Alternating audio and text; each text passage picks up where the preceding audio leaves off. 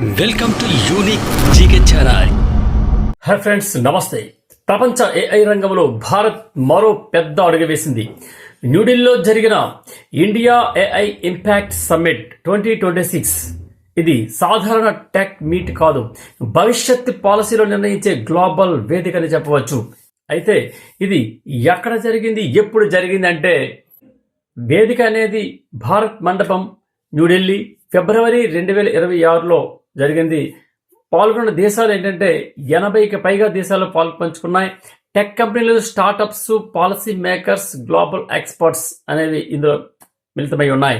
ఈ సమ్మిట్ యొక్క ముఖ్య ఉద్దేశం ఏంటంటే రెస్పాన్సిబుల్ ఏఐ, అలాగే ఏఐ రెగ్యులేషన్ పై గ్లోబల్ చర్చ, ఏఐ ఇన్ఫ్రాస్ట్రక్చర్లో పెట్టుబడులు, అలాగే డిజిటల్ పబ్లిక్ ఇన్ఫ్రాస్ట్రక్చర్లో ఏఐ యొక్క వినియోగం. అయితే భారత్ యొక్క మెసేజ్ ఏమిటంటే భారత్ చాలా స్పష్టంగా చెప్పింది, ఏఐ అనేది కేవలం టెక్నాలజీ కాదు, ఇది సామాజిక అభివృద్ధికి సాధనం. గ్రామీణ ఆరోగ్యం, వ్యవసాయం, విద్యలో ఉపయోగించాలి. అలాగే ఏఐ అనేది అందరికీ అందుబాటులో ఉండాలి.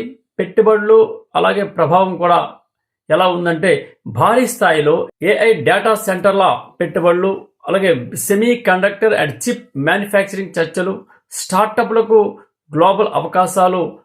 ఇది భారతదేశాన్ని గ్లోబల్ ఏఐ హబ్గా మార్చే దిశగా అడుగు అని విశ్లేషకులు అంటున్నారు. విమర్శలు కూడా వచ్చాయి.